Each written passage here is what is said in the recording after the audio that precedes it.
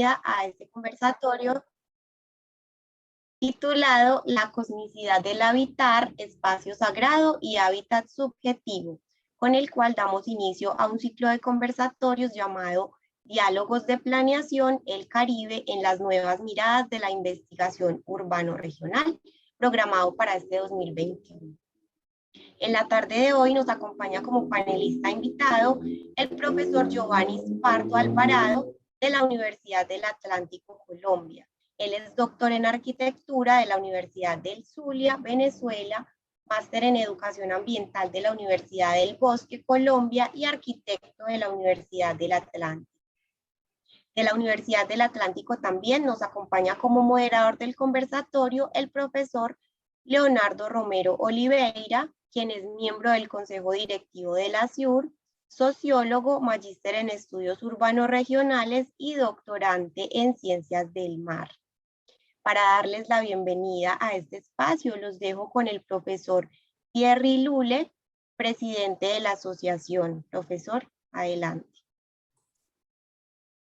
Bueno, buenas tardes a todos y a todas.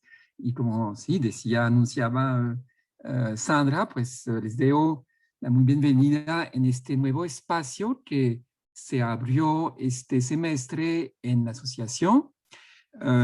Como lo explicó Sandra, nuestra asociación, que ya tiene 28 años, abre espacios para compartir, ¿no? Resultados de investigaciones, reflexiones, abrir debates en torno a todos los temas territoriales, urbanos y regionales. Hicimos ya 14 seminarios de investigación, ¿sí? Y si bien nació la asociación en Bogotá, pues desde el principio tuvo siempre miembros que venían de otras ciudades fuera de Bogotá, ¿cierto? Medellín, bastante. Pero precisamente ahora estuvimos en Cali también para uno de esos eventos y hicimos el número 12 de esos seminarios en Barranquilla. Y creo que fue la oportunidad para como fortalecer ciertos lazos que ya existían anteriormente, pero digamos que han sido ya más presentes, ¿no? Desde este seminario. Por ejemplo, el arquitecto Alfredo Otero estuvo allí muy presente, y también Leonardo Romero,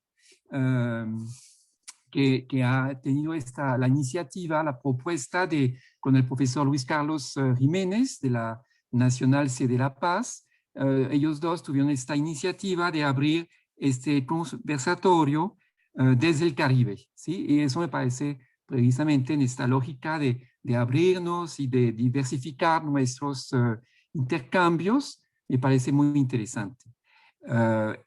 Y por otro lado, pues nuestro invitado de hoy, del cual nos va a hablar ahora, supongo, Leonardo, con más detalles, pero me parece que tiene aquí una propuesta, una reflexión que poco hemos abordado, ¿no? En nuestros espacios de ASUR.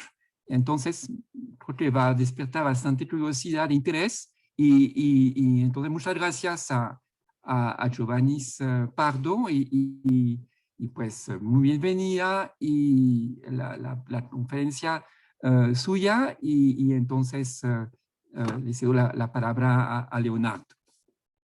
Entonces, bueno, buenas tardes a todos los asistentes. Espero que me escuchen bien. ¿Se escucha bien? Sí, Leo. Sí, está bien. Perfecto.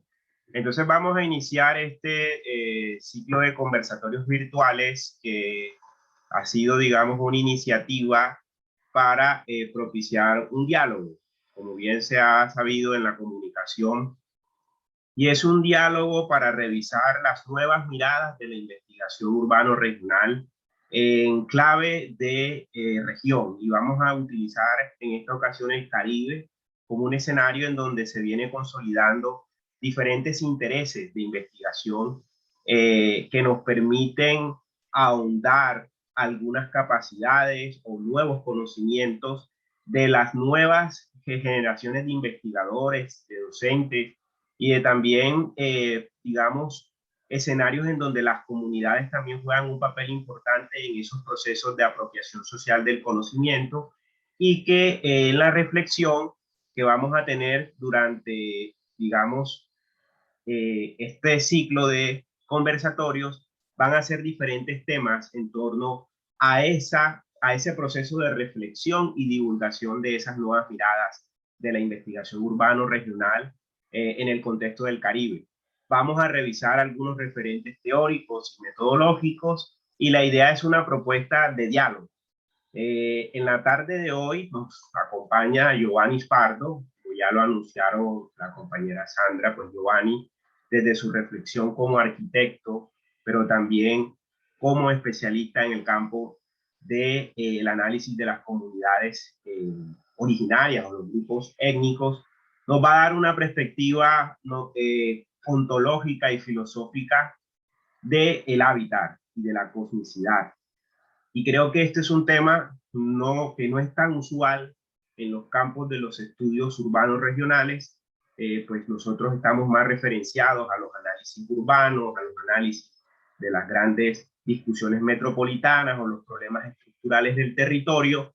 Y la inauguración de este ciclo, con la experiencia que nos va a contar Giovanni, va a ser un escenario como para al final generar unas preguntas, inquietudes y discusiones sobre los planteamientos que él nos va a proporcionar en la tarde de hoy. Entonces, en este momento voy a compartir la pantalla para visualizar la presentación que nos tiene preparada Giovanni. Giovanni, bienvenido. Muchas gracias, Leo. ¿Me pueden confirmar que logran ver la pantalla completa? Bien. Perfecto. Sí, está muy bien. Sí, sí, sí. Bueno, muchas gracias, Sandra, Thierry, Leonardo, por la invitación que me hace Asiur, especialmente en estos tiempos que se necesitan escuchar nuevas propuestas, ¿verdad? Propuestas de investigación que se están haciendo en Colombia. Entonces tenemos este espacio para escucharnos y les agradezco mucho. También gracias a la Universidad del Atlántico y a la Universidad Nacional Sede La Paz, que me han invitado y están apoyando este evento. Antes de avanzar aquí, pero hay un código QR, por favor, le pueden dar allí y van a ver ahí mi página, mi hoja de vida científica, donde están los artículos, donde están una publicación de un libro que escribí hace poco, que es sobre historia de la construcción en Barranquilla, y temas, pues, información científica del profesor Pardo. Tengo una página web que se llama habitarcosmico.com y tengo un WhatsApp que es 312-830-2725 para información que quieran, pues, saber adicional, bibliografías, etcétera, etcétera. Aquí no vamos a abordar sino un diálogo y quiero ponerlos inicialmente en un contexto. Para saber qué vamos a dialogar, ¿sí? La cosmicidad. Cosmicidad es pensar el cosmos. En este caso, el cosmos desde el habitar, desde la vida cotidiana. El título dice la cosmicidad del habitar, espacio sagrado y hábitat subjetivo. El espacio sagrado es, en esta investigación que estoy realizando, cada vez es claro que es ese espacio en el cual tenemos nosotros un acercamiento afectivo, un acercamiento de ensoñación, simbólico, cualquier el énfasis que sea comunicativo, y lo manejan muy bien los pueblos ancestrales del mundo, no solamente de Colombia, del mundo. En ese sentido, pues, tuve la oportunidad desde el año 1994 de investigar en la Sierra Nevada de Santa Marta la cultura Wiwa. Muy bien, gracias, Leo. La cultura Wiwa. Esta propuesta es una propuesta que es toda una reflexión de los pueblos ancestrales de la Sierra Nevada y cómo lo tenemos nosotros, el anterior Leo, todavía no, y cómo lo tenemos todavía nosotros de manera inconsciente. Nuestros campesinos lo tienen. Y poco a poco se lo voy a ir explicando incluso desde el contexto teórico y con fundamentación de muchos estudios también. El espacio sagrado es todo lo que nos rodea. Y la parte subjetiva es esa interpretación que le damos. Los pueblos ancestrales, por ejemplo, de la Sierra Nevada, hablan de los 9 mundos para explicar la vivienda y el territorio. 9 mundos, dentro de casa y fuera de casa. Y son 9 mundos que tienen una interpretación simbólica excelente. O sea, desde si tomamos el hombre primitivo de la obra del etnógrafo francés de los años 70, que es mucho más interesante el conocimiento a través del tiempo, de los siglos, que no se modifique tanto como se modifica el pensamiento moderno, por ejemplo. Entonces, cómo estos pueblos ancestrales sostienen a través de tantos siglos, milenios, un conocimiento sin perturbación. Y eso, pues, tiene una fuerza subjetiva y cultural y todo simbólico impresionante. Siguiente, Leo. ¿Cómo empezó esto? Vean, esto empezó en el año 1992. Un estudio que fui a hacer a la misma Sierra Nevada de Santa Marta, de la vivienda en adobe. Fue un trabajo de campo que estaba realizando como estudiante de pregrado. En esa época, en 1992, tuve la oportunidad de subir a una comunidad indígena, los Wiwas, por el lado de Huachaca, en Santa Marta, carretera troncal del Caribe hacia Venezuela, por ahí, más o menos. Y tuve la oportunidad de tener un primer contacto con comunidad indígena ancestral, con un acervo cultural bastante preservado. Y me comencé a interesar mucho en el tema de la cosmovisión, desde la unidad habitacional y el territorio. Ese trabajo de campo, esos 2 trabajos de campo, en 1992 y en 1994, me dan unas bases, una inquietud como investigador. Y comienzo a destacar en esa época, porque era un practicante también de yoga y meditación, de descubrir que ellos entendían muy bien, esa comunidad ancestral, que el ser y el habitar era uno solo. O sea, es decir, ellos en el día a día tienen una relación permanente con el espacio que les circunda, con pensar y habitar, que como habla en el cuaternario Martin Heidegger, que lo vamos a ver más adelante. Siguiente, Leo. Eso me originó una primera reflexión centrada en que estas comunidades, tanto incluso, ojo, las campesinas también de la Sierra Nevada, con su mundo simbólico, más fuerte, las comunidades indígenas, aparece un contexto de espacio sagrado y subjetivo demasiado fuerte. Y ustedes dirán, sagrado, subjetivo, sagrado, porque tienen dioses, porque tienen... No. Eso, pues, es posterior.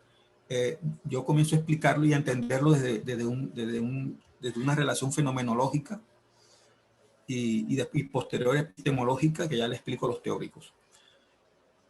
Esa primera reflexión me lleva a lo que me aporta Platón en el mito de la caverna, que es simplemente lo que incluso los aborígenes, estos nativos originarios de la Sierra Nevada manejan muy bien cuando viven 15 años los líderes espirituales dentro de una caverna.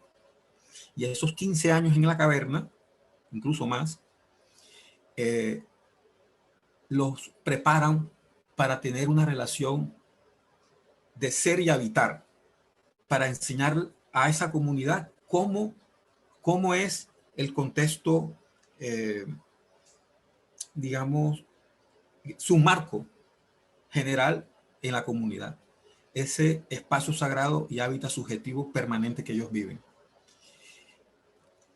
En ese momento, pues esa reflexión me llevó, pues ya como trabajo de grado posterior, a pensar de que existe ese hombre que sabe en el espacio, pero hay un hombre que también es un ser espiritual. O sea, hay un Homo sapiens y hay un Homo spiritus. Un Homo sapiens que vive el habitar a su forma racional, pero hay un Homo spiritus que lo vive de una forma más holística. Bueno, pues presenté ese trabajo de grado, pues ahí en la página web, lo pueden ustedes ver en su momento. Hice una performance reflexiva de la vivienda, la casa y el hogar a partir de una representación con el cuerpo, donde explico cómo ese hombre Homo sapiens evoluciona espiritualmente a través de símbolos y todo eso. Eso fue Premio Nacional de Arquitectura en Colombia en el año 95. Siguiente, Leo. Esa primera reflexión, ya me voy a los fundamentos teóricos. Estos fundamentos teóricos, pues los que tomé, lo que se acercaron más fue Gastón Bachelard. Gastón Bachelard cuando habla La casa, nuestro rincón del mundo. Él es un fenomenólogo, su estudio en la poética del espacio, por ejemplo, ese ensayo es supremamente fundamental para mí, para poder entender lo que estaba encontrándome en la Sierra Nevada de Santa Marta. Y después, paralelo, Martin Heidegger en Construir, Habitar y Pensar, donde él habla del cuaternario. ¿Sí? El cuaternario es la tierra, el cielo, los seres vivos y los mortales. Entonces, con estos dos referentes o teóricos, comienzo a hablar de pensar, pensar el cosmos desde el ser y del habitar. Ya no solamente desde una visión antropológica, sino ya desde una visión fenomenológica y epistemológica. Y me apoyo pues también con un arquitecto muy bueno noruego, Norben Schul, que habla de ese espacio existencial de la arquitectura, y de un físico matemático, Otto Friedrich Bullock, que habla del espacio, pero de una forma más con las matemáticas. Porque, bueno, esto también tiene mucho de matemática que más adelante lo voy a explicar. La fundamentación teórica básicamente fue así, y fue tomando un cuerpo, fue creciendo hasta, bueno, se convirtió en un trabajo de investigación doctoral y así poco a poco. Siguiente, Leo.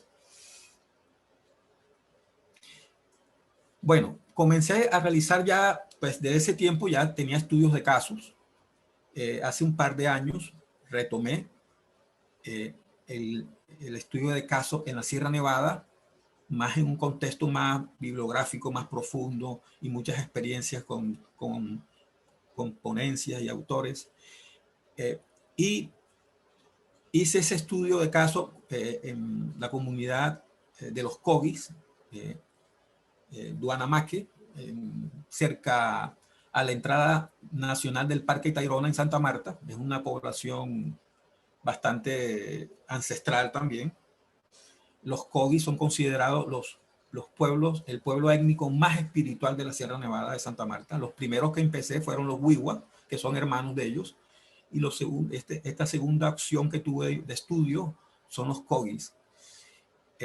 Y hice otro estudio con vivienda urbana en Villa Olímpica, en el sur occidente de Barranquilla, para comenzar a reflexionar hasta qué punto nosotros en el contexto urbano, en el territorio de ciudad, estamos nosotros vinculados con ese ser y ese habitar, como lo tienen los pueblos ancestrales. Entonces, pues la sorpresa, y se lo resumo así, nuestra vivienda vive una casa isla,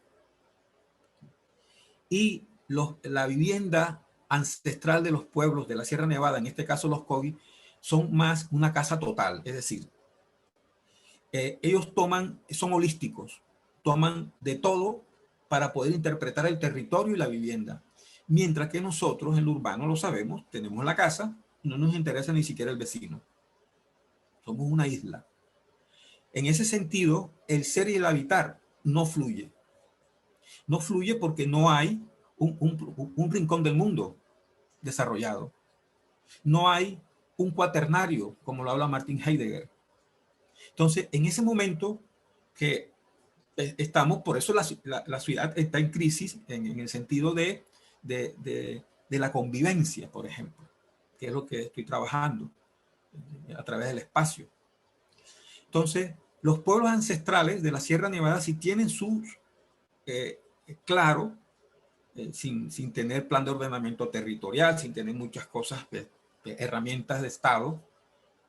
Ellos en su autonomía lo manejan, pues como les digo, de manera ancestral, con mucha minucia, y lo manejan excelente. Aquí está en rojo, esta es la vivienda, el templo ceremonial Nujue, y la vivienda tiene que ver, todos tienen que ver con este inmueble arquitectónico, con ese templo ceremonial. Pues nuestro templo ceremonial sería la plaza pública, sería pues un espacio en donde nos congreguemos, pues. Pero los barrios nuestros cada vez carecen de él. El caso de Colombia, de los jóvenes en la calle, si lo vemos desde el contexto urbano, de la convivencia con el espacio, pues no tienen los suficientes puntos de encuentro para solucionar muchos de su gozo de vida, divertirse, tener en contacto con la naturaleza y otras cosas que los pueblos ancestrales lo tuvieron y lo tienen muy claro. Siguiente, Leo. Voy a ir un poco rápido porque quiero llegar a las al conversatorio. Hay una necesidad, hay realidades objetivas y subjetivas en la unidad habitacional y en el territorio. Y no solamente son objetivas, sino también subjetivas. Entonces, nosotros en arquitectura nos acostumbran, pero es permanente. Todo es objetivo, la racionalidad, y eso es subjetivo, eso es de las ciencias humanas, por allá, los filósofos, los antropólogos, eso no es interesante. Y es un gran error, porque la subjetividad es de los pueblos ancestrales. Si la era moderna, la era industrial, apenas tiene un siglo y un poco más. Antes de eso, la arquitectura no estaba centrado en otra era. La subjetividad era importante. Construir la vivienda en familia, construir el territorio incluso. Y no estoy hablando de pueblos nativos, también pueblos campesinos. La integración de las personas y lugares en la vivienda, casa y hogar desde un enfoque holístico. Es otra forma de decirlo. Desde un enfoque holístico. Siguiente, Leo. Y esa necesidad nos da una problemática. Si no se cumple esa necesidad, vamos a estar siempre desarticulados en un proceso afectivo del ser humano y onírico del habitar, que incide en la unidad habitacional y en el territorio. Siguiente, Leo. Entonces, hay causas, pero yo quiero centrarme en una. La verdad, hay una ruptura de esta modernidad salvaje, todos lo sabemos, ¿no? Hizo una ruptura. Hizo una ruptura de las cualidades de la morada del ser, como lo explica muy bien Heidegger, y de la imagen poética del habitar, como lo explica Gastón Bachelard en la Poética del Espacio.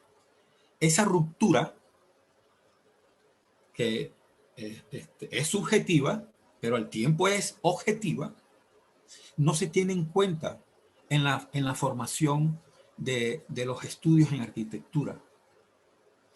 Y Se lo digo porque he sido profesor fuera del país y en Colombia en varias universidades. Y es un tema así como de electiva, una electiva por allá, de contexto, de profundización, y no es un tema para más nada. Sí, también funciona y está bien, pero hay que ver también cómo vivieron nuestros abuelos, el habitar. Sí, para no irnos a lo indígena, a los aborígenes, a los nativos. No, vámonos a los abuelos. Esa forma cómo se relaciona el espacio con el ser. Entonces, esa morada y esa imagen poética, pues, hace falta como estudio dentro de los elementos en el caso de arquitectura, del taller de diseño. Entonces, el pensamiento racional es el que prima frente al reflexivo. Entonces, pues si nos vamos a Donald Schoen, 1975, el profesional reflexivo, pues contradice todo eso que manejan en la arquitectura. Y además Donald Schoen tiene tiene un texto con 2 capítulos que habla especialmente del urbanismo y de la arquitectura. Entonces, ¿dónde estamos? Siguiente, Leo. ¿Por qué aumenta esa ruptura? Sencillo. Los pueblos ancestrales, antes de esta era industrial, pensaban de manera en espiral. No había principio y fin, todo se conectaba. Mientras que nuestra forma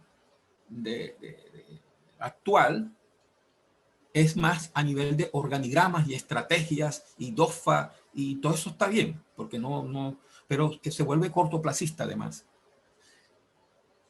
¿Y qué es?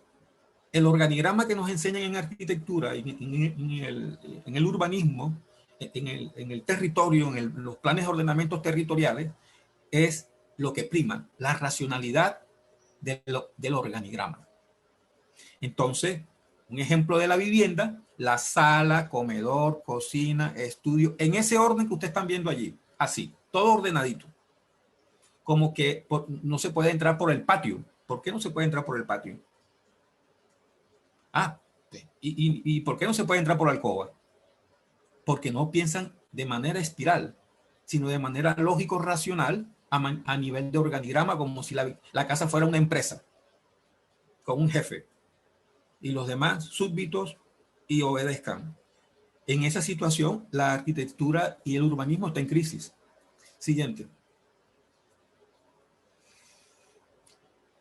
Yo me diseñé un método de trabajo que se llama habitagrama, algo así como el electrocardiograma, donde a partir de lo que descubro del ser y el habitar, cuando funciona a manera de caminos, odología, que lo habló muy bien Sastre en su obra existencial, habló pues mucho sobre cierto trabajo de él.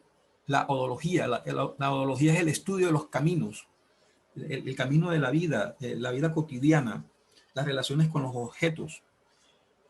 Entonces, todo eso tiene una historia evolutiva de ser y habitar.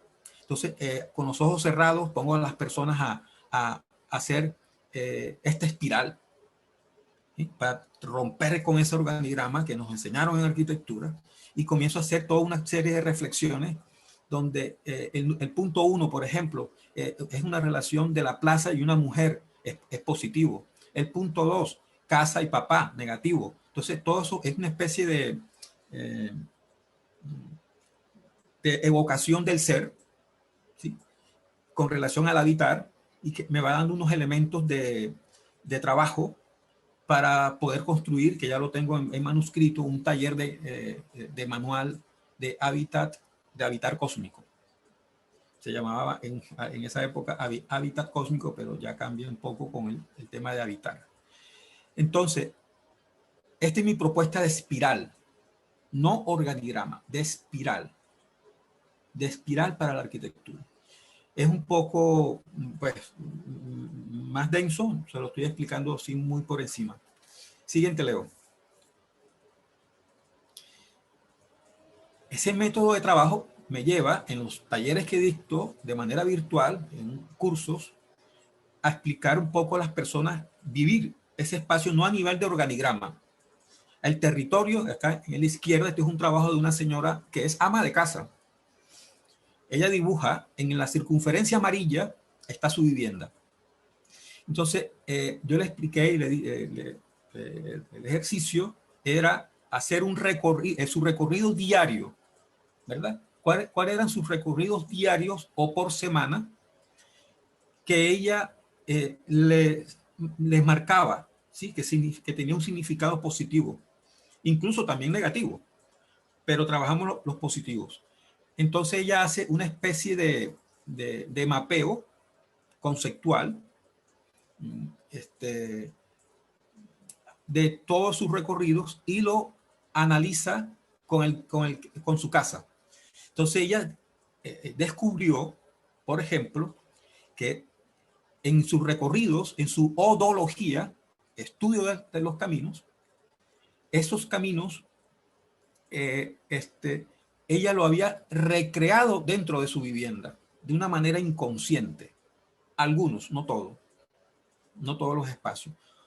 Por ejemplo, recreaba, pues ella le daba importancia a la sala como punto de encuentro social, como punto de encuentro, sí. Y ella en su recorrido también descubre que le gusta la plaza, los espacios abiertos, no plazas, los espacios abiertos para el encuentro.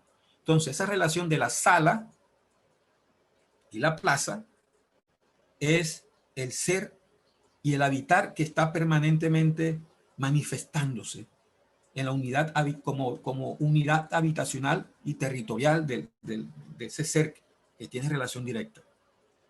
Siguiente, Leo. Quiero llegar a una parte fundamental. Esto, la investigación. Siguiente.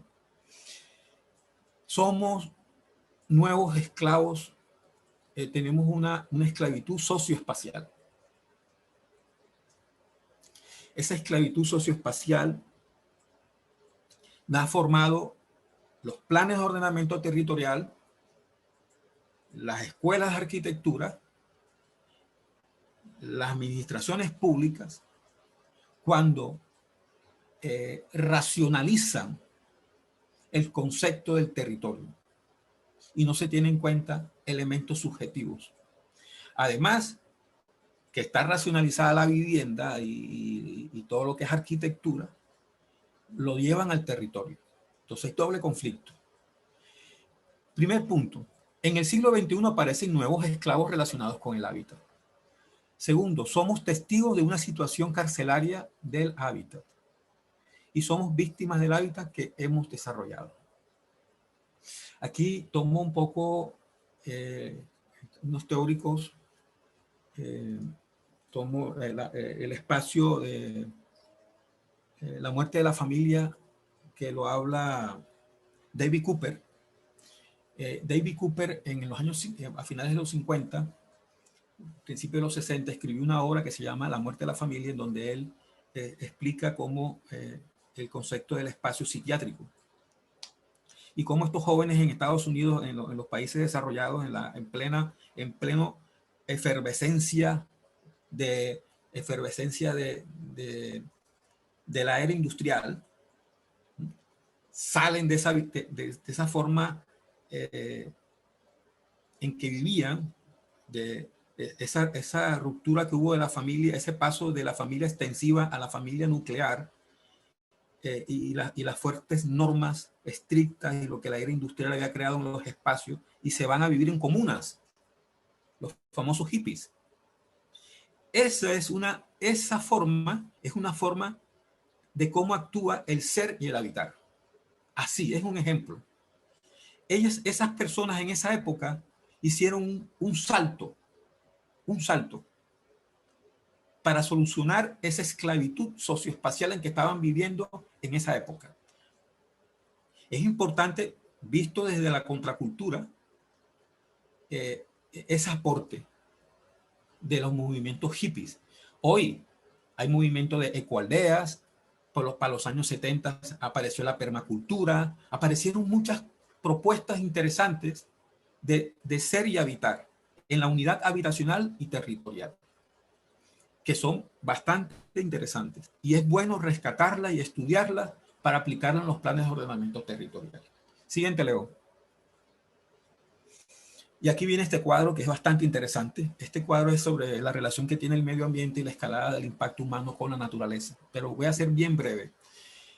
En la parte de abajo, Leo, ahí, dice instrumental. Ahí está. Hay varios tipos de revolución en esa relación medio ambiente y a la escalada del impacto humano. La primera fue una revolución instrumental. Esa es cuando el hombre vivió de la caza, de la pesca, de la recolección, cuando vivió en la caverna, para que lo entiendan bien. Por eso, este cuadro para mí tiene mucha fuerza, porque yo había reflexionado sobre el mito de la caverna de Platón y me había dado cuenta que en esa reflexión, en ese ensayo, en ese que escribe Platón, que es fantástico, estaba explicando la casa, la vivienda y el hogar. Y que quería salir ese ser humano que estaba allí casi loco, por decirlo, viviendo de sus propios miedos, sus propios conflictos, quería salir. Y claro, sale, porque se sabe en arquitectura que de la caverna nace la vivienda de adobe posterior, del paleolítico al neolítico. Y de allí aparece la revolución doméstica de esa relación medio ambiente y escalada del impacto humano con la naturaleza. Posterior, la agrícola. Y la que pasó el siglo pasado, la industrial. La industrial ya para esta fecha está agotada. Esa relación está agotada. Ya deberíamos estar en una revolución, en esa relación medio ambiente y a escalada del impacto humano, en una revolución espacial y cibernética. Y esa revolución espacial y cibernética apenas se está proponiendo. Pues a manera de grandes negocios y de grandes inversiones, pero no a nivel de asentamientos humanos. Pues está el proyecto Venus en Estados Unidos, que es bastante interesante, se lo recomiendo que lo lean. Es impactante. El proyecto Venus es una forma de conjugar la revolución espacial y cibernética, pero son apenas nociones que están empezando y vamos muy lento, y esto necesita compromiso del Estado, compromiso de las comunidades, divulgación, estudios, bueno, y muchas cosas. ¿Y hacia dónde va a llegar todo esto? A la revolución cósmica. Y esto lo dicen Dan Serau, Rapaport y Schnauer.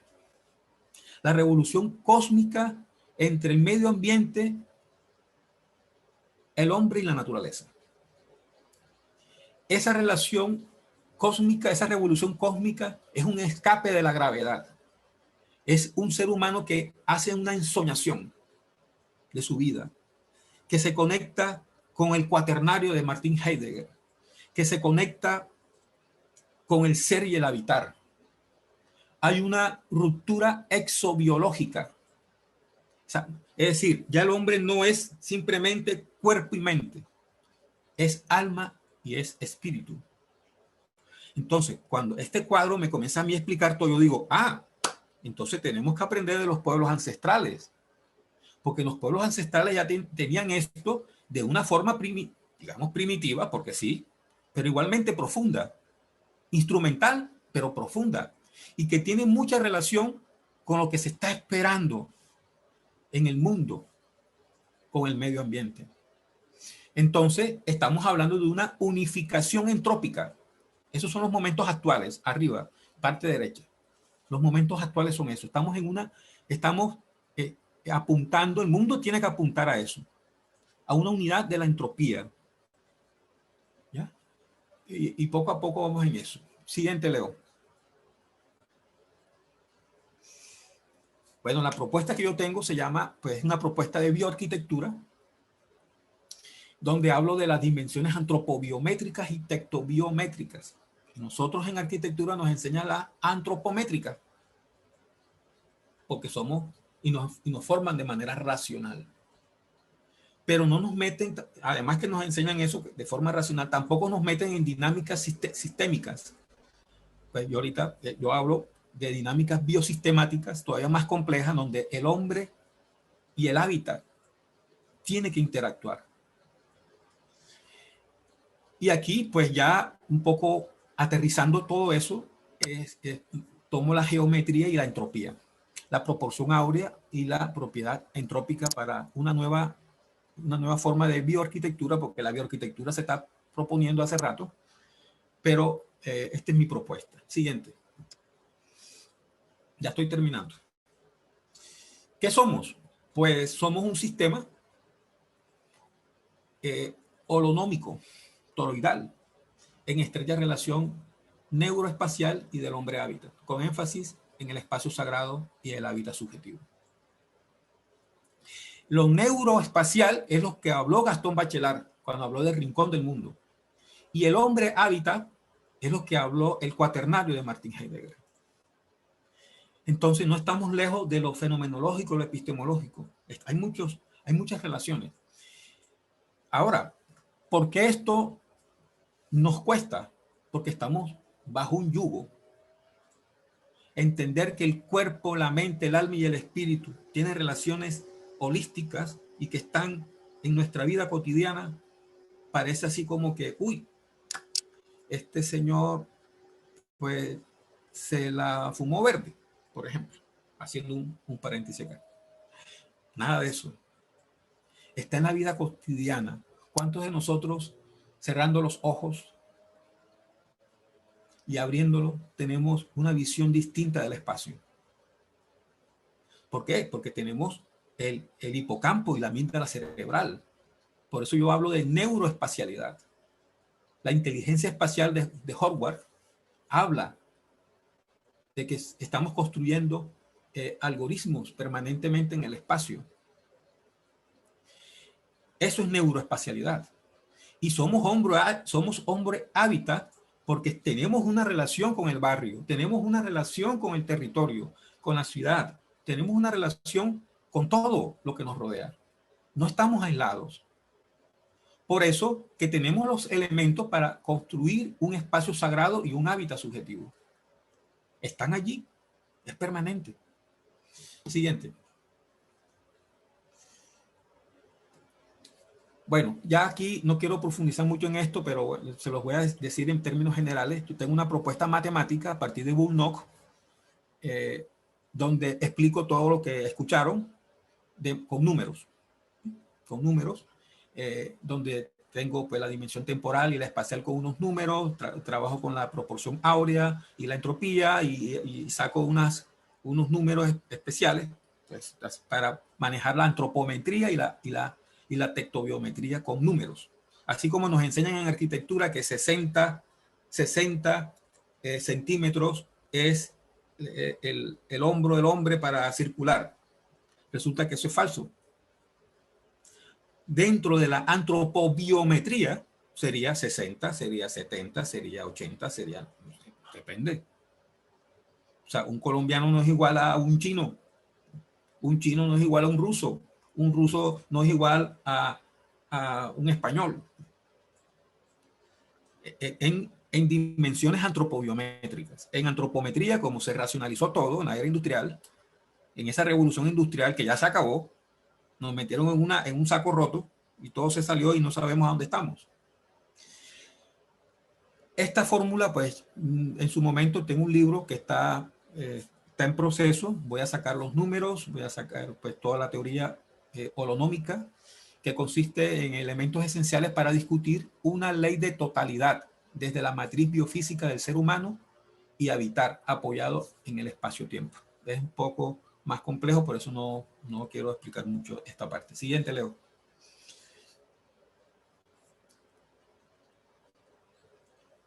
Existe una consignación del hombre y tiempo con una envoltura que necesita del espacio para sentirse en totalidad.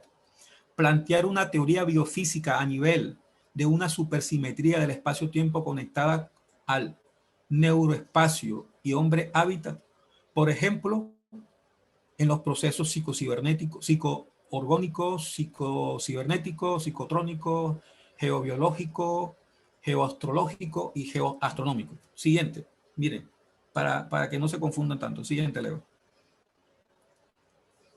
En la página web, esto para aplicarlo en zonas vulnerables, ¿sí? Para los más necesitados. Esto no es un tema así como, eso se va a aplicar en su momento ya cuando estemos en estos procesos de proyección social. Siguiente, Leo. Este es el cuadro. Esta es la holonomia en arquitectura que yo estoy hablando. Esto está en la página web, lo pueden visitar.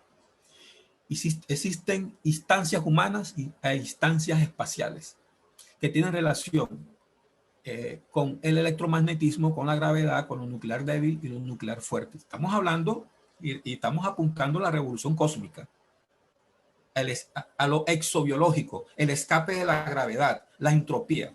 Tenemos que hablar de esto. Esto no hay que volverlo un tema. El electromagnetismo es un tema por allá. Habitarcósmico.com es la página. Habitarcósmico.com. Resulta que no estamos desconectados del electromagnetismo. El electromagnetismo es la NASA y la Agencia Espacial Europea y los chinos. Sí, pero en el día a día, ¿cuál es la relación de nosotros con el electromagnetismo? Correcto, mijo. Bien, Justin. Entonces, esa relación existe. El electromagnetismo está en las paredes. Hay materiales de construcción que producen un electromagnetismo suficiente para que tu ser y tu habitar estén en armonía, estén en plenitud. En arquitectura nos hablan de confort, la arquitectura racional. Pero en el trabajo que estoy haciendo, pues quiero dirigirme más a la plenitud. Vivir plenamente, el buen vivir en el espacio. La gravedad. Hay sitios, vean, la gravedad es una ley de la física. Y la gravedad no es que estamos aquí y no la evitamos. No es eso.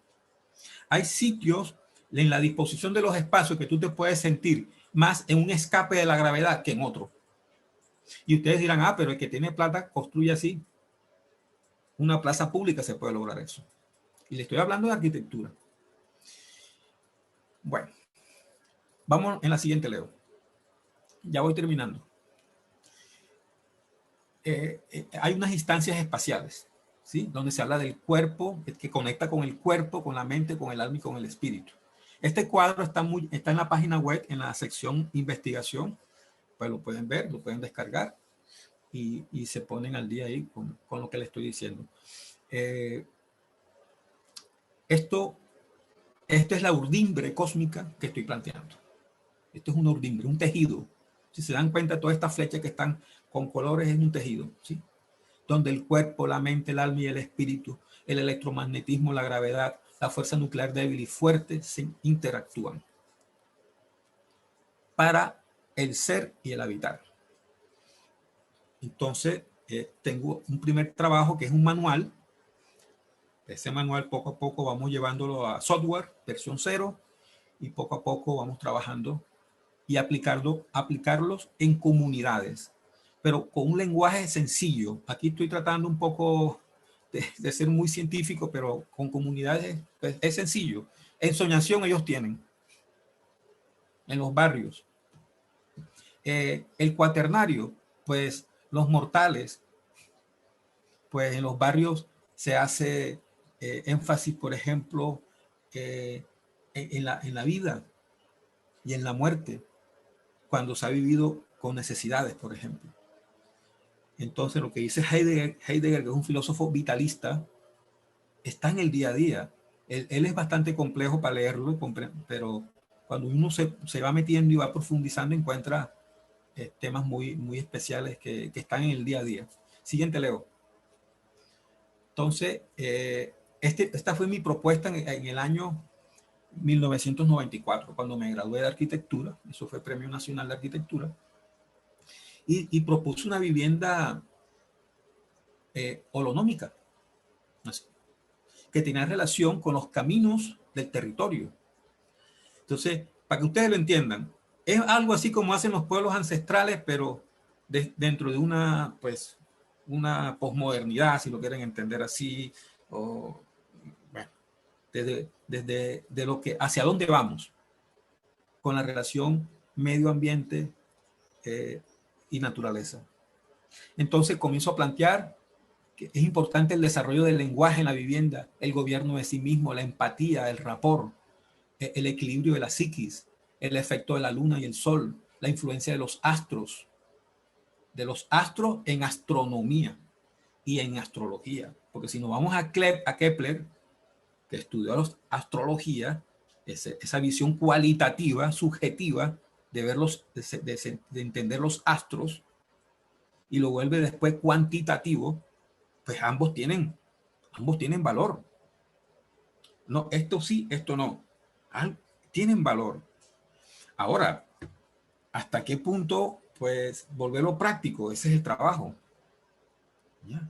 Entonces, cuando estudien la biografía de Kepler, se van a dar cuenta de que él sabía gran parte de los astros, era por la astrología, por esa parte subjetiva de los pueblos para entender. Y la arquitectura ancestral del medioevo, por ejemplo, se construía teniendo en cuenta los astros desde la astrología.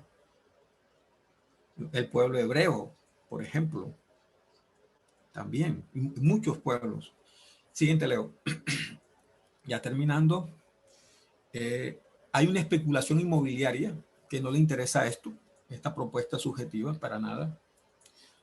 Ellos no van a dignificar el afecto humano y la unidad espacial. Nada, a ellos no les interesa sino vender. Y a los gobernantes nuestros, construyan ciudades como locos y hacemos un parquecito por acá y hacemos otro parquecito por acá. Esto no es de parquecito tampoco.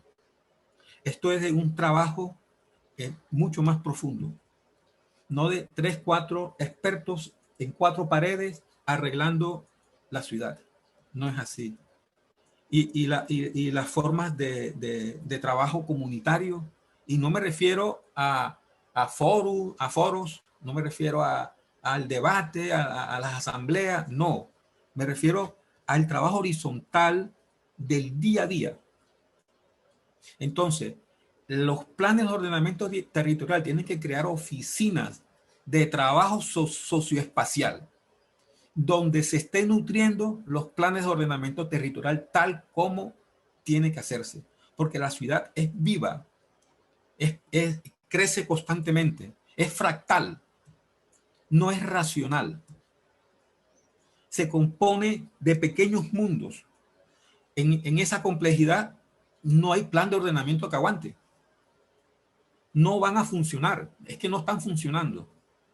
Entonces, la arquitectura es la intimidad de lo humano y lo espacial, y contiene saberes humanos, cosmogonía y fuerzas espaciales, cosmología. Esto no está en los planes de ordenamiento territorial, esto no está en discusiones. Sí, desde lo antropológico, desde lo socioantropológico hay muchas cosas y muy interesante, pero en la arquitectura nosotros los arquitectos tenemos que coger ese toro por los cachos, porque las ciudades, Colombia está viviendo cómo los barrios se están manifestando porque están muertos en vida. No hay felicidad, no hay plenitud del espacio en los muchachos, en la vivienda, porque no hay un trabajo horizontal, socioespacial, y seguimos siendo esclavos y lo que viene es más esclavitud socioespacial. Siguiente, ya estoy terminando. Bueno, y lo típico, porque me dicen, ay, ¿qué más tiene esta casa? Bueno, paneles solares, techos verdes, muros dormitorios, muros recolectores de agua, calados bioclimáticos, huertas orgánicas. Eso es lo clásico por ahí ecológico que hay por ahí, que es bueno y hay que hacerlo. Y tenemos que aprovechar esas experiencias. Pero es mucho más profundo. Siguiente, por favor.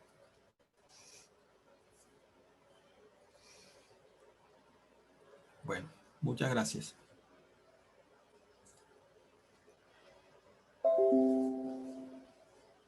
Muchas gracias, Giovanni, por la presentación, por la discusión. Vamos a animar el debate, digamos, en torno a este tema súper interesante. Es uno de los objetivos de este ciclo de conversatorios, principalmente dialogar. Digamos, vamos a utilizar como metodología aproximadamente unos 45, 50 minutos de presentación por parte de los invitados, y vamos a tratar de redondear el debate entre una media hora o 45 minutos, porque estos temas hacen una invitación a la reflexión, a la discusión, sobre todo a provocar preguntas por parte de los asistentes, porque generan como una especie de discusión en torno a una nueva mirada del espacio que el profesor Giovanni Pardo nos acaba de denunciar. A nosotros como comunidad nos parece muy interesante esta reflexión, y me gustaría saber, ya veo que hay algunas preguntas en el chat, pero quiero animar el debate de las intervenciones del público, de también conectarlo con esa realidad que estamos viviendo a nivel no solamente nacional, sino a nivel global, producto de la emergencia generada por la pandemia y también producto generada por todas estas situaciones ya internas que tenemos. Y primero voy a leer una pregunta que aparece, Giovanni, acá en el chat. ¿Cuál es la diferencia entre adobe y los materiales convencionales en las paredes en la perspectiva de la integración del ser y del hábitat? Esa es una primera pregunta que hay en el chat. Y tiene la mano levantada Libardo Montealegre. Adelante, Libardo. Bueno, No sé, Giovanni, si quieres vamos a armar unas secciones de 3 preguntas, 3 intervenciones, 3 preguntas del público, y te damos la palabra para que le concedas las respectivas respuestas. Adelante, Libardo. Leonardo, gracias. Buenas tardes a todos. Muy respetable la intervención del profesor Giovannis. Debo aclarar que yo soy un economista en una reunión de arquitectos, pero la reflexión que voy a hacer tiene esa perspectiva. El elemento cosmológico y cosmogónico es muy respetable, pero extraño en la intervención del doctor Giovannis la variable económica. Nada de todo esto que se ha planteado tiene forma de realizarse si no se tiene en cuenta un sistema económico que lo soporte. Y desde los pueblos ancestrales también viene todo ese soporte alrededor de la economía local. Lo ve uno en los pueblos de la Sierra Nevada, en el Amazonas. Extraño ese punto. Ese es como un comentario. Podríamos profundizar un poco en ese comentario. Pero una pregunta muy concreta que quiero hacerle en su experiencia, en el conocimiento que muestra tener de los pueblos de la Sierra Nevada. No entiendo muy bien qué puede enseñar un personaje que dura 15 años encerrado en una caverna. ¿Qué le aporta a la sociedad, a su comunidad de conocimientos? ¿Qué puede él aprender encerrado 15 años en una caverna? Por favor. Muy interesante. Giovanni, vamos a darte la palabra con otra intervención que hay en el chat de parte de Víctor López. Excelente temática, en donde prima la mente, cuerpo y alma del ser humano, que los espacios deben transmitir esas energías y emociones para el confort y el estilo del hábitat del ser humano. Dice, lo que pasa es que prima más el interés del valor económico, del diseño interior, de muchas de las inmobiliarias constructoras se enfocan solo en vender el exterior y en el urbanismo, y no el interior del hábitat económico. Es lo que plantea el compañero Víctor. Adelante, profe Giovanni. Bueno, sobre el compañero economista, sí, pues no abordo el tema económico porque como mi experticia es arquitectura, pero sí tiene razón. Para una vivienda y una propuesta de este tipo y de manera incluso vocación territorial, se sabe que el factor vivienda La vivienda es un elemento importante en la economía. Entonces, aquí ya tendríamos que abrir una investigación de apoyo en el sentido de, porque no es hacer un tipo de arquitectura de vivienda o de territorio a lo ancestral, sino tener en cuenta lo socioeconómico, lo sociocultural para su realización. Entonces esa realización, pues ahora lo tengo a manera de reflexión, investigación, y seguro pues voy a necesitar del concierto de los economistas. En alguna oportunidad hablé con uno de ellos que es antropólogo y destacaba mucho el tema del trueque, las formas como ellos se comunican y cómo hacen su vivienda, los arhuacos, por ejemplo, en la zona del Valledupar, donde la economía del sustento y todo tiene una relación del día a día con la vivienda. Incluso lo mismo padre, los hijos construyen la vivienda. Con el brazo del padre, el largo del brazo de esta zona, son las medidas, por ejemplo. Y es antropometría, pero también tienen esa economía incluida dentro de la elaboración de la vivienda.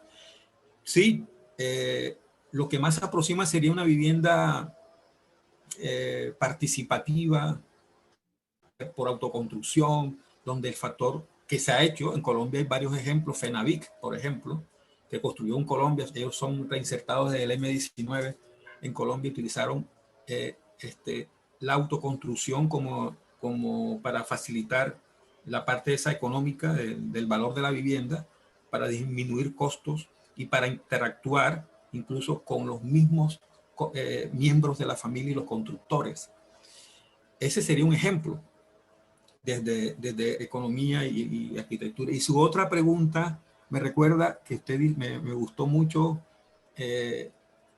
don Libardo, usted hizo otra. Esa es la parte... Sí. Libardo. Pregunta. Giovanni se quedó congelado. Ah, sí, la otra pregunta. No, la pregunta es relacionada con el hombre metido en una caverna que sale sí. a pontificar. No entiendo eso. Ok.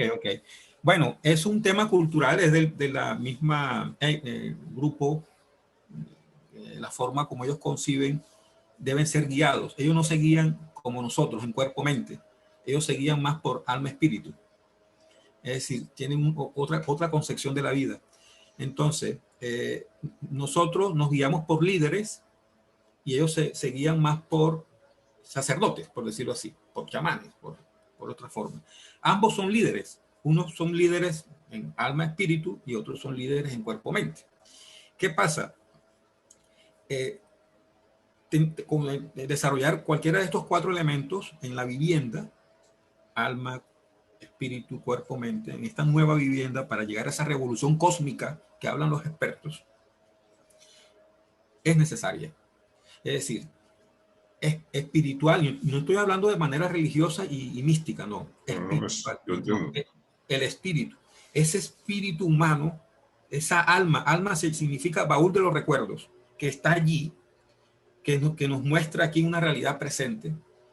¿Cómo la podemos utilizar en el espacio, en la vivienda, en el territorio?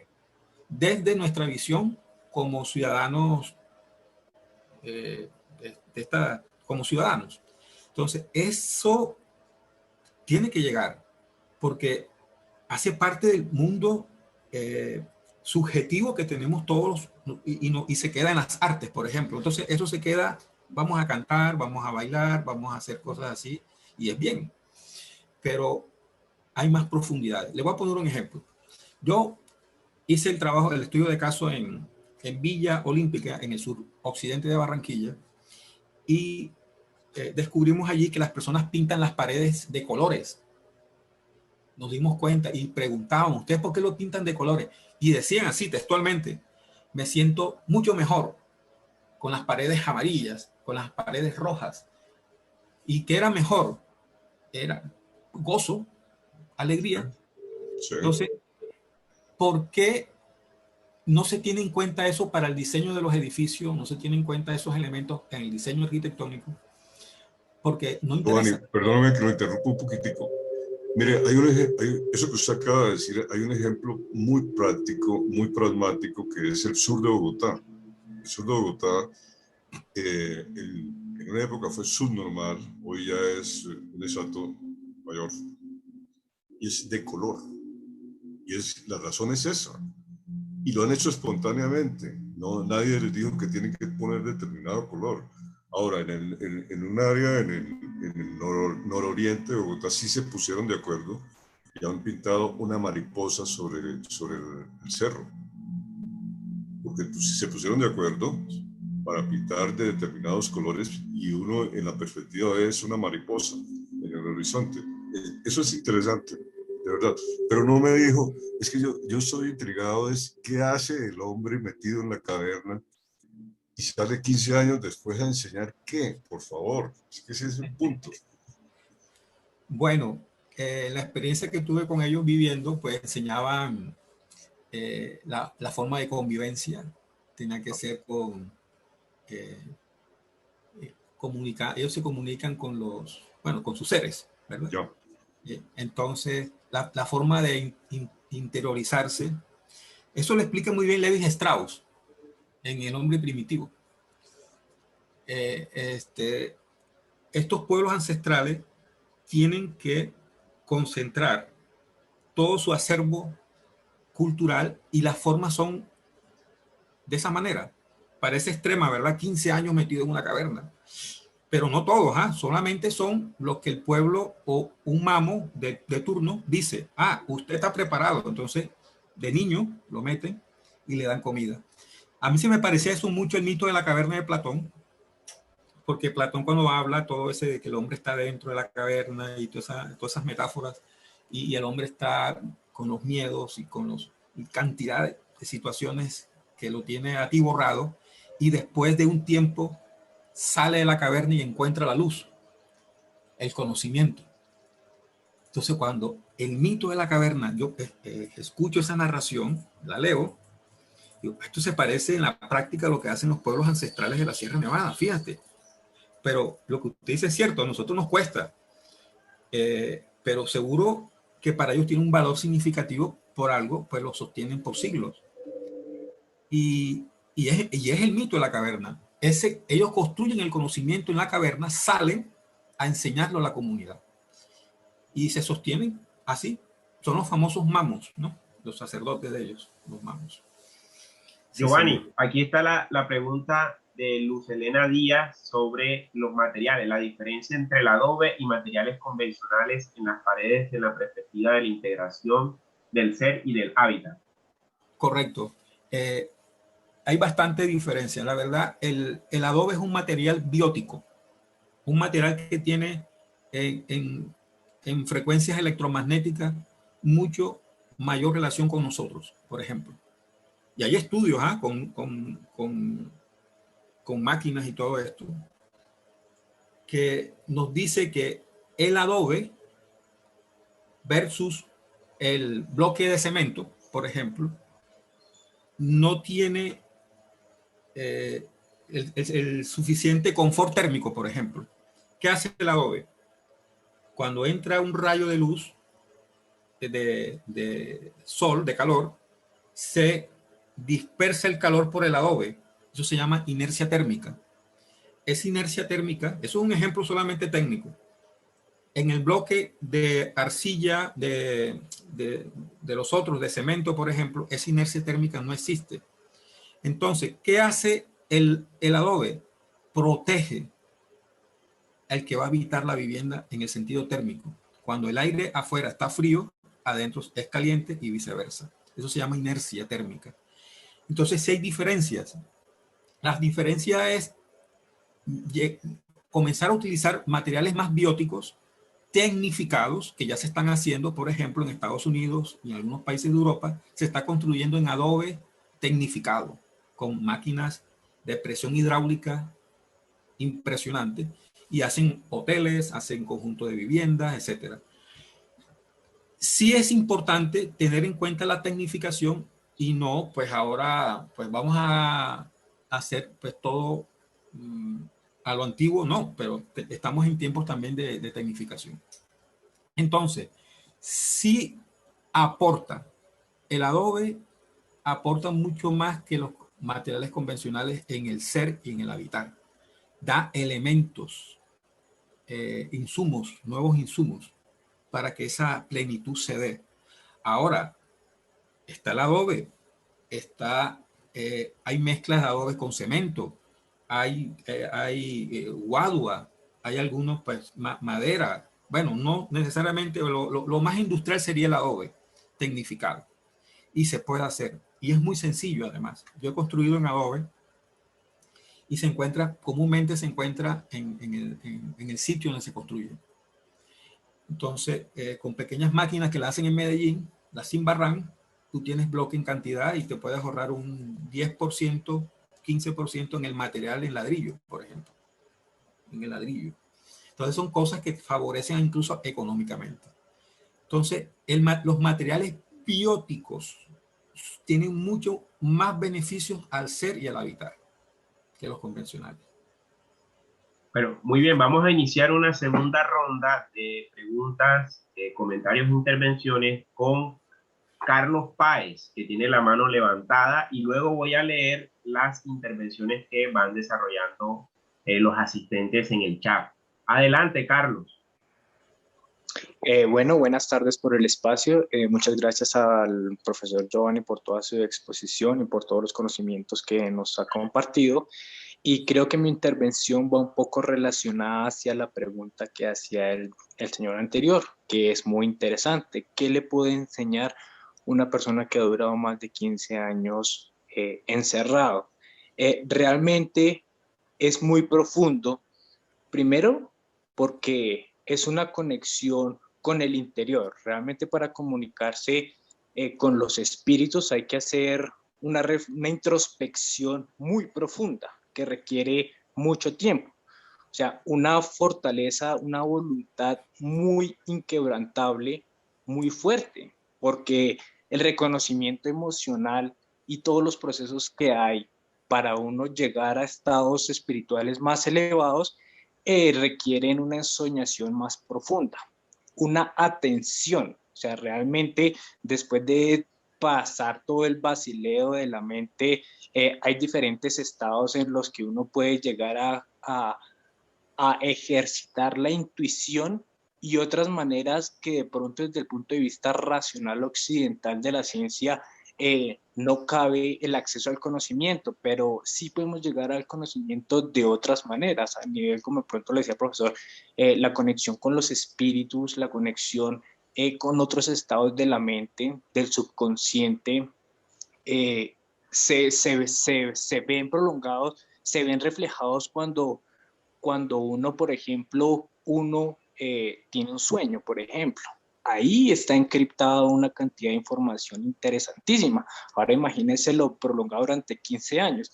Y es muy curioso también ver que eso no pasa solo acá en Colombia, sino que es que también pasa en el Tíbet, pasa en India. O sea, es muy curioso que diferentes religiones del mundo ven la necesidad de esa introspección profunda para el espiritual, para la persona que va a ser el dirigente espiritual de ciertos territorios, requiere una introspección tan profunda.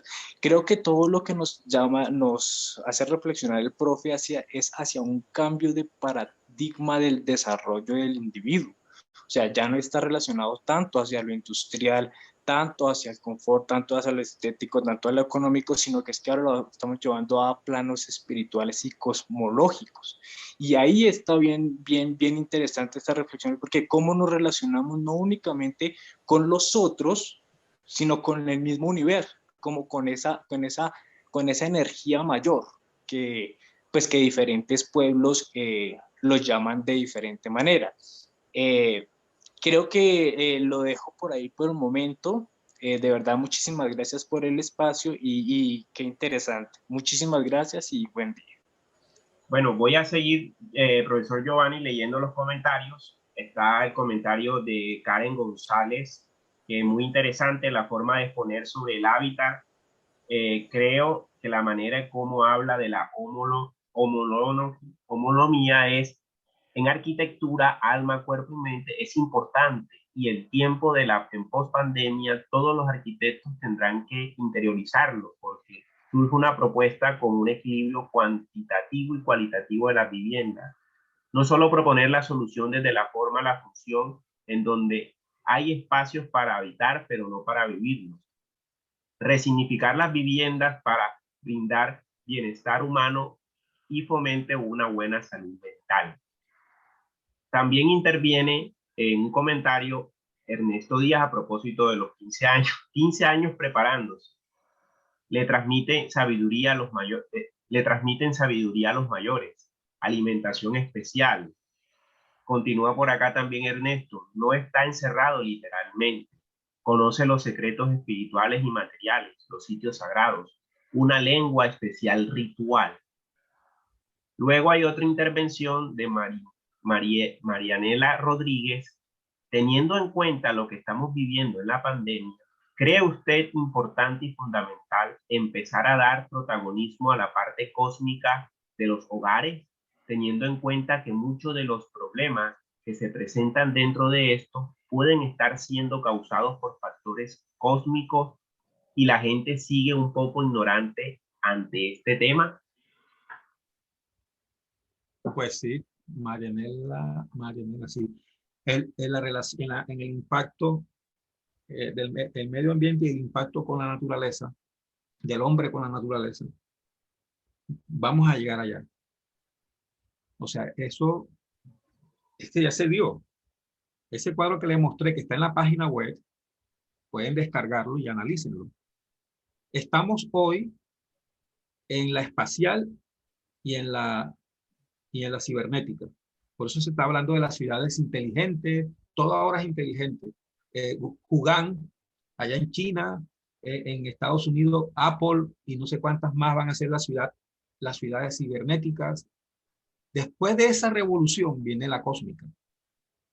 Nos va a tocar mirarnos al interior, comenzar a tener en cuenta elementos de la vida cotidiana que no lo teníamos en cuenta. Entonces, ¿qué estamos diciendo? ¿En qué nos vamos a enfrentar? A un cambio de economía en el mundo, por ejemplo. Porque eso no se puede dar de otra forma. Donde tengas más tiempo en casa que en el trabajo. O mitad y mitad, por ejemplo. Que se trabaje más en casa, pues que ya lo estamos haciendo. Que en pospandemia, en pandemia y en pospandemia, pues inicialmente estuvimos en casa más tiempo con nuestros padres. Conocimos defectos y errores. Y pospandemia, ¿qué tanto nos sirvió esa convivencia con nuestros padres? Todo eso, si lo vemos de una forma positiva, nos está diciendo que nos está hablando de lo exobiológico que hablan los expertos, salir de esa parte biológica y comenzar a ver el mundo con otra visión más onírica, más del día a día interior.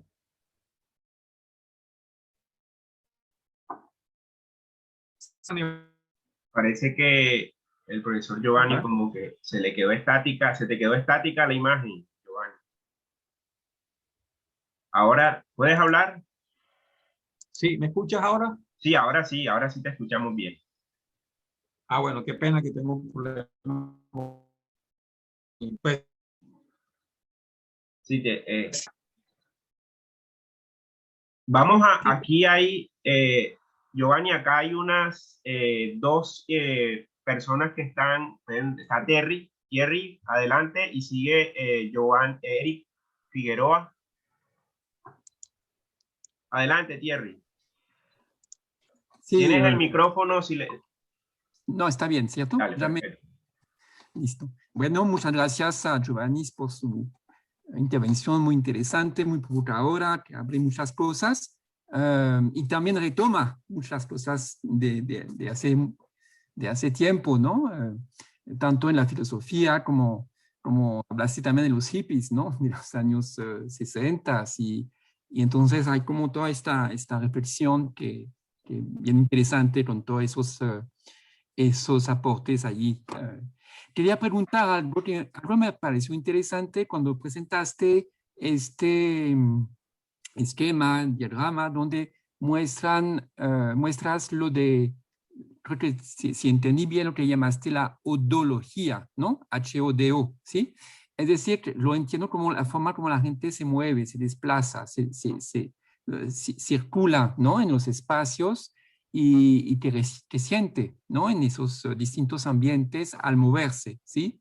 Entonces me preguntaba cómo esto se utiliza en el momento de diseñar, ¿sí?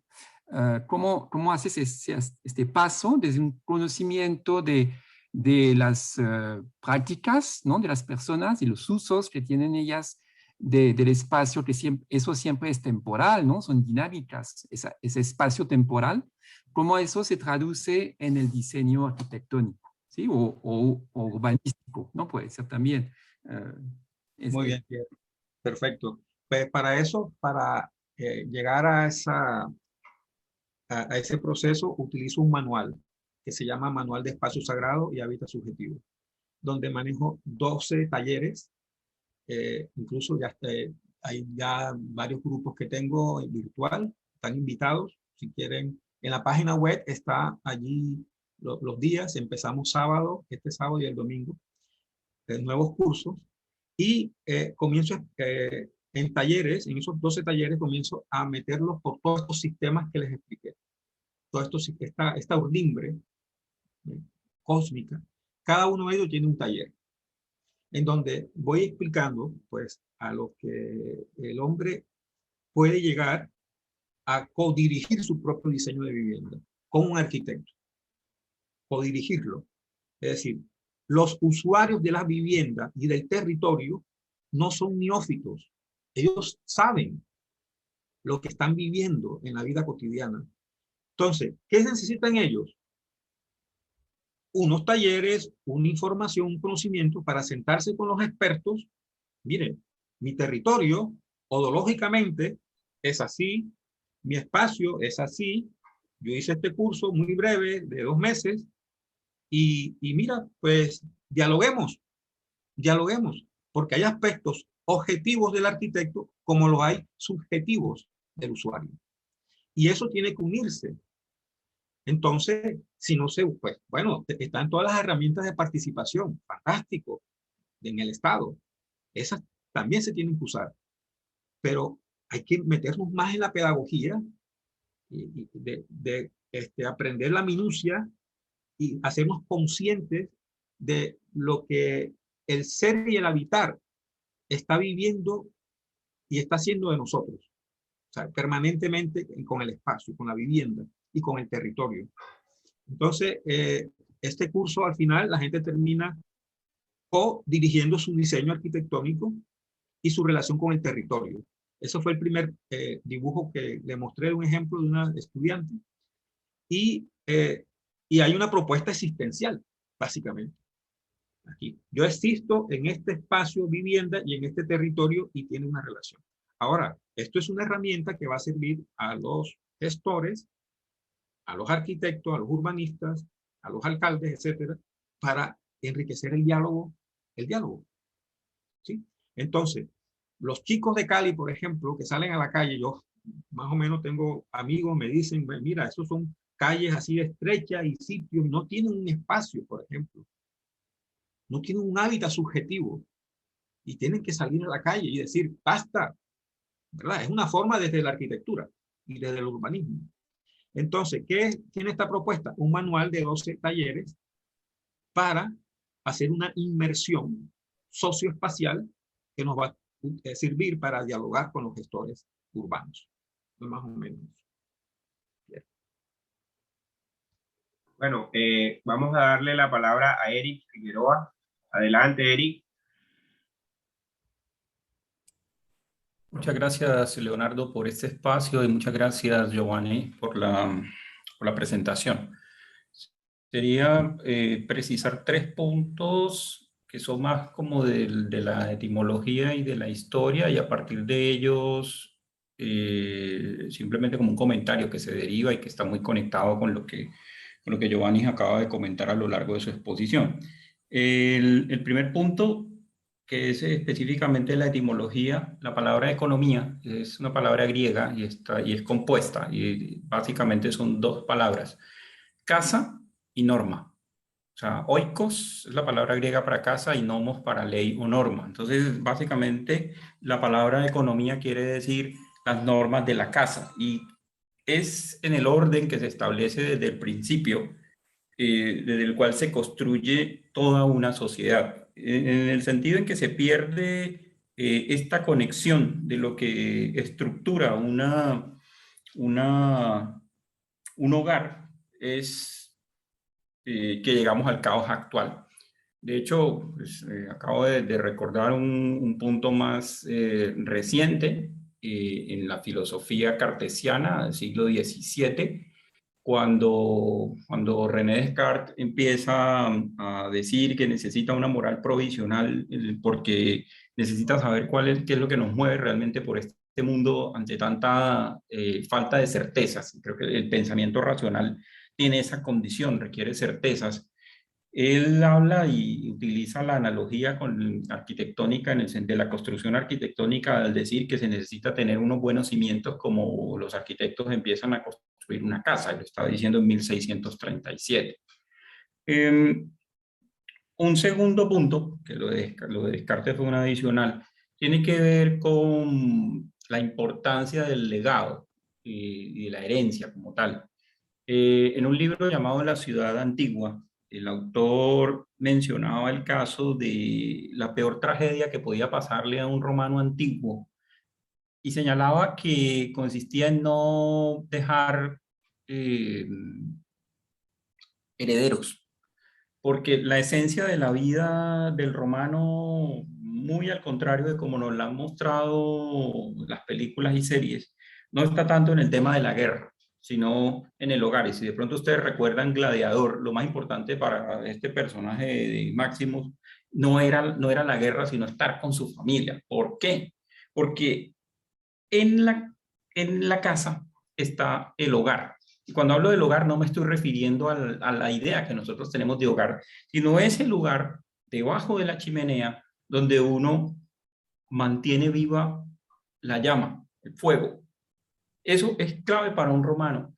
¿Por qué? Porque no hay nadie, si no deja descendencia, no hay nadie que pueda mantener vivo el fuego, y ese fuego está relacionado con los antepasados. Esto es clave en la vida de los romanos antiguos. El hogar es fundamental, y el hogar entendido como esta relación que establece el presente con el pasado. Y en cuanto a Platón, en el libro séptimo de la República, que es donde comenta específicamente la alegoría de la caverna, Platón no intenta explicar una realidad, sino construir a través de un diálogo socrático una manera de entender cuál es la diferencia entre el conocimiento y la ignorancia. La caverna como tal, en el universo platónico, constituye no el mundo de la ignorancia, sino el mundo que escenifica o que contextualiza lo que se vuelve la ignorancia. ¿Qué es la ignorancia? Todas estas sombras que se proyectan sobre el fondo de la caverna, y la gente que está atada desde el cuello, de pies y manos, y que ha crecido en la caverna y que ve esas sombras, escucha también los sonidos que provienen desde la caverna. La fuente de luz está afuera. Y en algún momento señalaba Platón que una de estas personas, tras un largo esfuerzo, en griego la palabra esfuerzo se denomina gimnasia, logra salir a la luz, o sea, logra salir de la caverna, más bien, y detecta que hay una fuente importante de luz. No la puede ver con claridad, tiene que protegerse, los ojos se irritan, y no logra acceder a ella, sino también tras un esfuerzo de adaptación muy largo.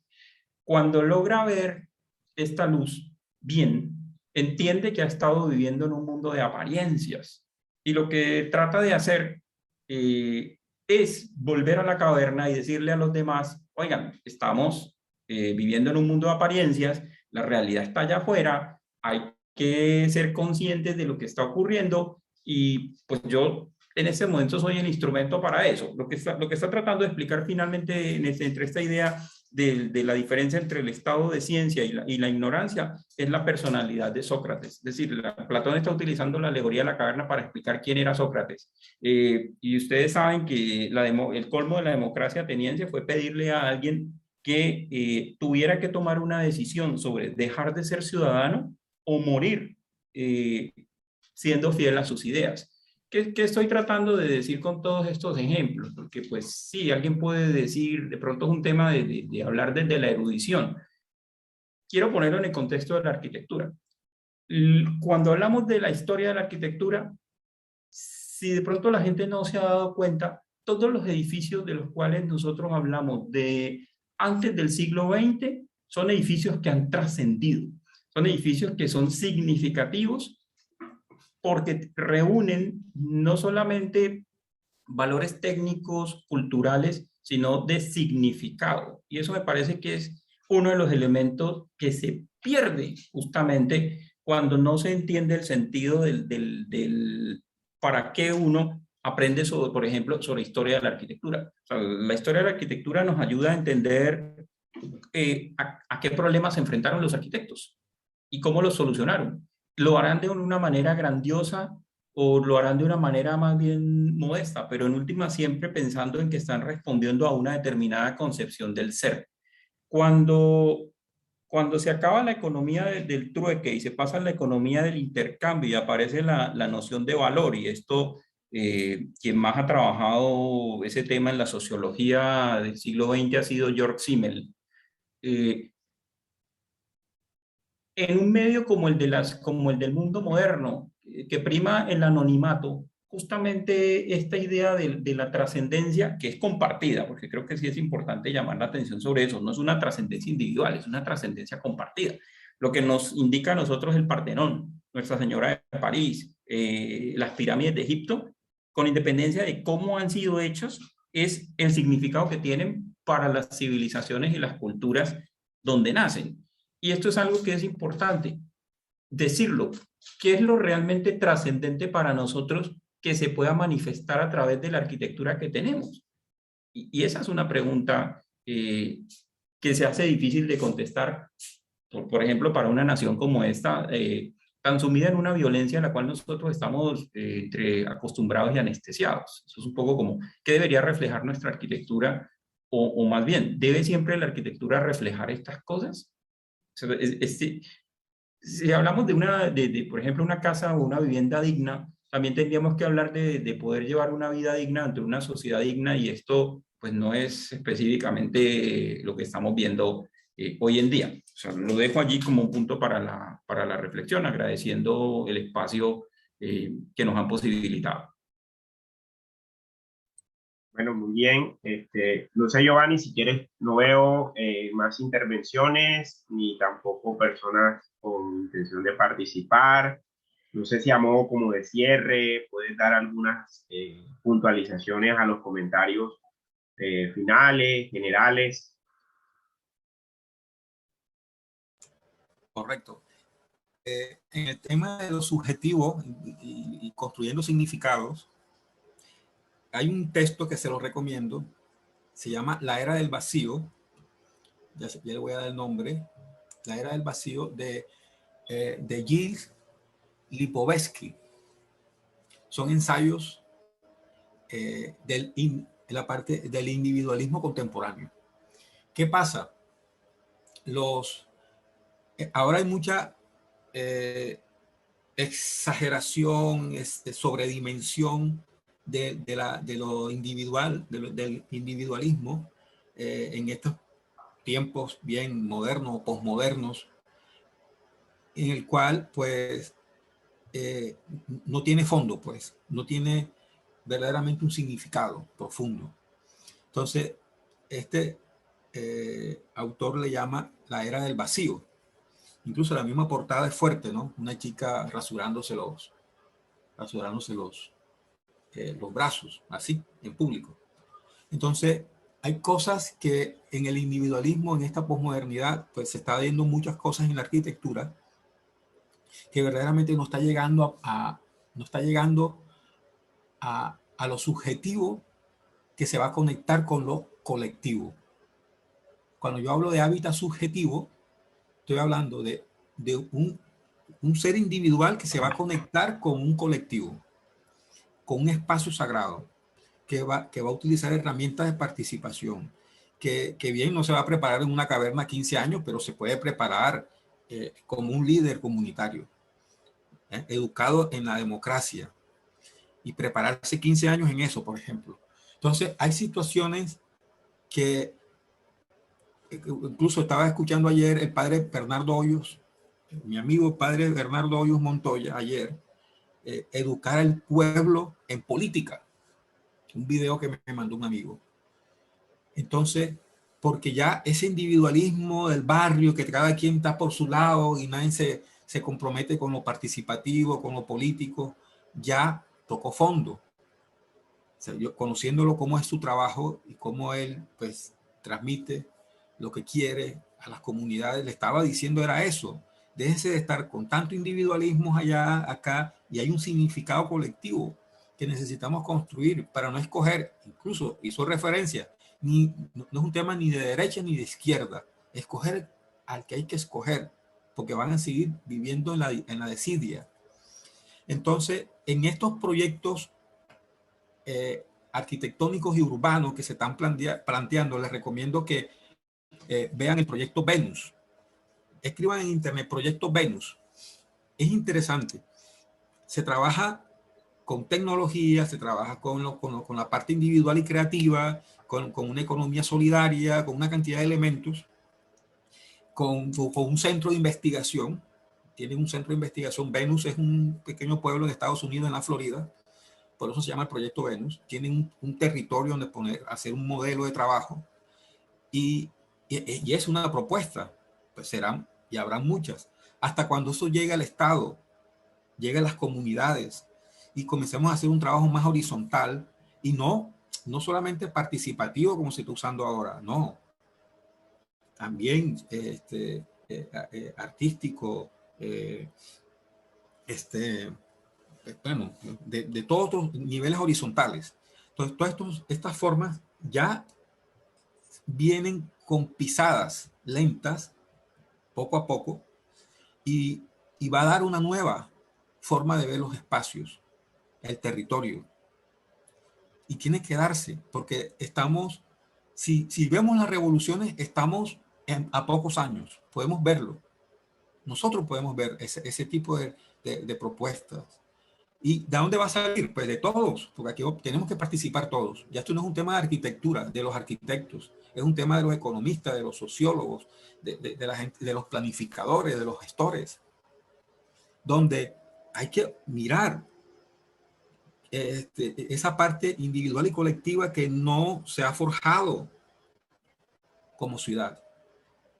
Entonces todo no puede quedar allí en un laboratorio entre 4 o 5 arquitectos en la Secretaría de Obras Públicas, en la Secretaría de Planeación, porque ellos estudiaron. No. Entonces es un trabajo más, es como un llamado a eso, de lo exobiológico, de lo entrópico, de llegar a ese nivel. Y yo, pues, la verdad, mi esperanza es que esto está muy cerca. Está muy cerca porque en el estudio de caso que vi en Villa Olímpica, en Barranquilla, la gente modifica sus espacios como nunca. Los modifica en colores, en ventanas. Y ustedes dirán, no, es que es la remodelación. Pero es que nuestros abuelos no hacían eso. Las casas tenían un significado mayor y quedaban como quedaban hasta el final, como lo dijo el compañero Eric, con las obras grandes. Pues. Pero ahora se puede ver cómo de 3 a 5 años las personas cambian sus espacios, quieren buscar una dinámica. Van a comprar una casa y llevan catálogos. Mira, yo quiero la casa así, yo quiero la casa así. ¿A qué se refiere eso? A una subjetividad que está reclamando al sector inmobiliario, a los constructores, a los planes de ordenamiento territorial, que se olvidaron de las zonas verdes. La gente dice, yo quiero una casa con zonas verdes. Ah, pero es tu casa y el resto, y las calles y el resto, ¿dónde está? Entonces, a eso es que vamos a llegar. Entonces, creo que estamos en un momento especial y es como, pues, mi punto de cierre, sí, si tienen otra pregunta. Bueno, muchas gracias, Giovanni. La intención de estos conversatorios que pues estamos organizando desde la Asociación Colombiana de Investigadores Urbanos Regionales promueve este tipo de discusiones interdisciplinarias, transdisciplinarias, que nos permitan ver las nuevas realidades que están proponiendo los investigadores en distintos temas.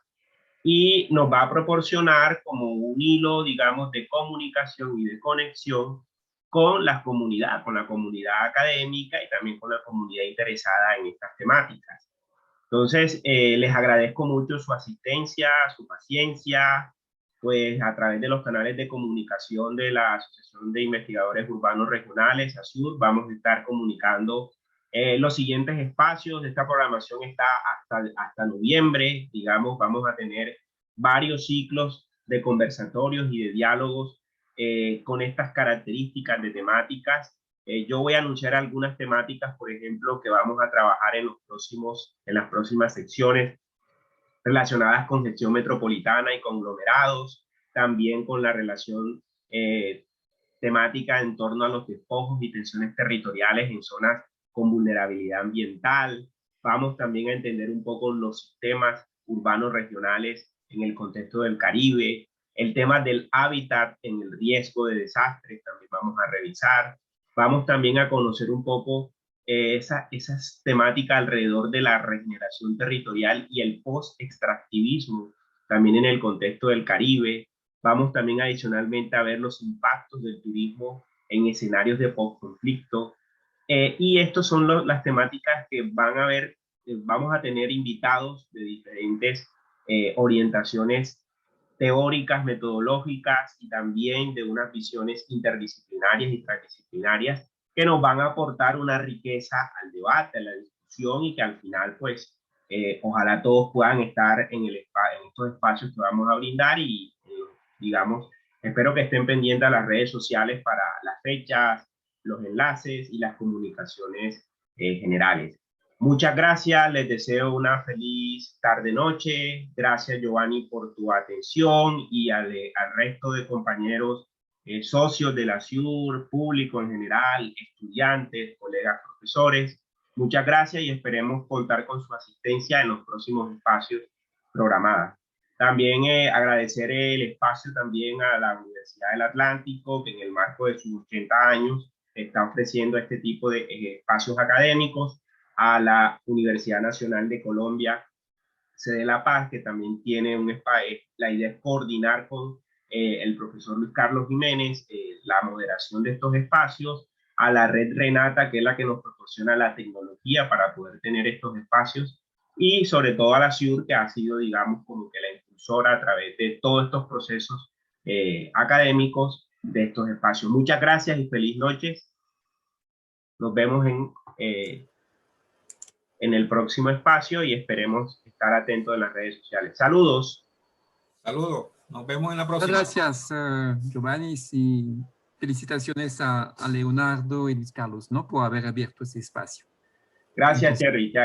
Muchas gracias a todos. Saludos. Que estén muy bien. Chao, chao. Chao, chao. Chao, Nico. Cuídate.